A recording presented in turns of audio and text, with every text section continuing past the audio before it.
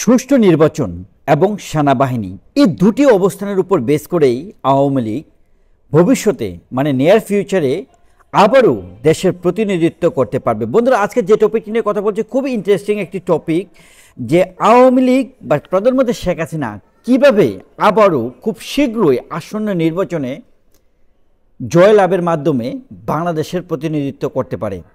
দেখুন, দুটিভাবেই পসিবল। এক হচ্ছে বাংলাদেশের সুষ্ঠু নির্বাচন ব্যবস্থা। বাংলাদেশে যদি সুষ্ঠু নির্বাচন ব্যবস্থা হয়, সেক্ষেত্রে আমি আপনাদেরকে বলছি, বাংলাদেশের নেতাকর্মীরা যারা জেলে আছে সেখানে বসেও তারা জয়লাভ করতে পারবে।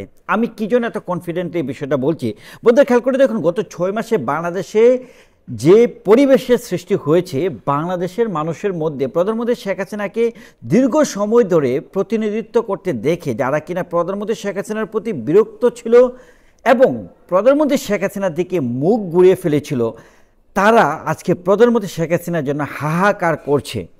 আপনারা দেখেন, একটা জিনিস আমি আপনাদেরকে বলি, লক্ষ লক্ষ শ্রমিকরা তারা কর্মচ্যুত হয়েছে, তাদের কর্ম থেকে তারা বের হয়েছে, তারা কাজ থেকে বের হয়ে পড়েছে, তারা কাজ করতে পারছে না।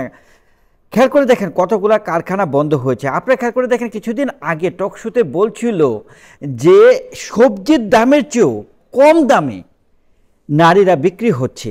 কত বড় একটা স্টেটমেন্ট তিনি দিয়েছেন। মোট কথা হচ্ছে, যে নারীরা অর্থকষ্টে চাকরিচ্যুত হয়ে পরিবার থেকে বিচ্ছিন্ন হয়ে পরিবারকে চালাতে পারছে না, তারা কালো পথে হাঁটতে বাধ্য হয়েছে, সেখানে বলা হচ্ছে যে সবজির দামের থেকেও তারা কম দামে বিক্রি হচ্ছে। কেন, আপনি কি চিন্তা করতে পারেন কি ভয়াবহ একটা পরিস্থিতির সৃষ্টি হচ্ছে বাংলাদেশে? এই মানুষগুলা, এই নিম্ন মধ্যবিত্ত ফ্যামিলিগুলা কোনোদিনও কি এই জামাত জঙ্গিদেরকে কখনোই ভোট দিবে না, বিএনপিকেও ভোট দিবে না। বিএনপির অবকাঠামো এতটাই বাজে এবং ভঙ্গুর অবস্থানে আছে যে কোনোদিনও তারা বিএনপিকেও ভোট দিবে না, জামাতকেও ভোট দিবে না। সে ভোটগুলো সব আওয়ামী লীগের দিকে আসবে। সাংস্কৃতিক অঙ্গন বলেন, নাট্যাঙ্গন বলেন, তারা কখনোই প্রধানমন্ত্রী শেখ হাসিনাকে বাদ দিয়ে অন্য কোথাও ভোট দিবেন না। তারা পরিস্থিতি বুঝে গেছে, বাংলাদেশের ভবিষ্যৎ বুঝে গেছে। কিছুদিন আগে এই জামাত জঙ্গিরা, হিজবুতি জঙ্গিগুলা তারা মিছিল করছিল, নারীরা নাকি বাজার করতে যেতে পারবে না, বাইরে যেতে পারবে না, তারা প্রকাশ্যে মিছিল করছিল। এবং খেয়াল করে দেখুন, এখন কিন্তু Jamaat Hizbut Tahrir officially they are not the leader in our country, officially না, যদিও তারা বাংলাদেশে নেতৃত্ব দিচ্ছে, কিন্তু এই অন্তর্বর্তীকালীন সরকার জামাত সরকার, কিন্তু অফিসিয়ালি জামাত যেহেতু নেতৃত্ব দিচ্ছে না, কাগজে কলমে যেহেতু তারা বাংলাদেশের মানুষের ভোটের অধিকারে তারা দায়িত্ব গ্রহণ করেনি, তারপরেও দেখা গেছে যে এত সাহসিকতা তারা দেখাচ্ছে, বাংলাদেশে একটা জঙ্গি কায়েম করার চেষ্টা করছে, তারা বাংলাদেশে আফগানিস্তান বানানোর চেষ্টা করছে। তো বাংলাদেশের যে সকল মানুষরা একটু শিক্ষিত বা বুঝে পরিস্থিতি কি, তারা কখনো এই জামাত বিএনপিকে ভোট দিবে না।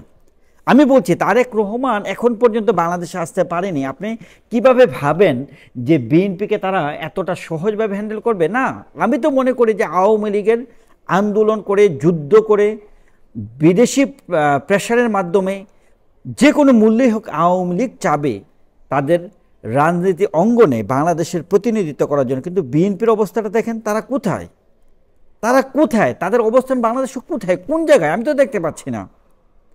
আরেকটি অবস্থান, সেনাবাহিনী। বাংলাদেশের সেনাবাহিনীর নাম শুনলে মানুষ থরথর করে কাঁপতো, আর আজকে বাংলাদেশের সেনাবাহিনীকে দেখলে মনে হয় যে তারা চুরি পড়ে আছে। এই সেনাবাহিনীর অবস্থানটা চেঞ্জ হতে বাধ্য। জাতিসংঘের নির্দেশে সেনাবাহিনীর অবস্থান পরিবর্তন হতে বাধ্য হবে, কারণ বাংলাদেশের এই গত কিছুদিনে 4000 মানুষকে গ্রেফতার করা হয়েছে। এটা কি মানবাধিকার লঙ্ঘন নয়? তাদের বিরুদ্ধে কি আইনি কোনো নোটিশ আছে? তাদের বিরুদ্ধে কোনো মামলা আছে? কোন বেসিসে, কিসের খাতিরে 4000 মানুষকে গ্রেফতার করে টর্চার করা হচ্ছে? কোন বেসিসে? জঙ্গিদের কাজই হচ্ছে কাজগুলা করা। বন্ধুরা, এই জাতিসংঘের নির্দেশে সেনাবাহিনী, বাংলাদেশ সেনাবাহিনী চুরি পড়া যে সেনাবাহিনীতে পরিণত হয়েছে, তারা আবারও মাঠ কাঁপাবে বলে আমার কাছে মনে হচ্ছে। তারা করতে বাধ্য। এই দুটি সিচুয়েশন যদি ঠিক হয়ে যায়, সুষ্ঠু নির্বাচন ব্যবস্থা এবং সেনাবাহিনীর পূর্বের যে স্বরূপ, তারা যদি স্বরূপে ফিরতে পারে, তাহলেই আওয়ামী লীগ খুব শীঘ্রই প্রতিনিধিত্ব করবে বাংলাদেশকে এবং রাজনীতি অঙ্গনে জেলে থেকেও তারা জয়লাভের মাধ্যমে বাংলাদেশের নেতৃত্বে তারা ফিরে আসতে পারবে। আমার সাথে আপনারা কতটুকু একমত কমেন্টস করে জানাবেন। Thank you so much.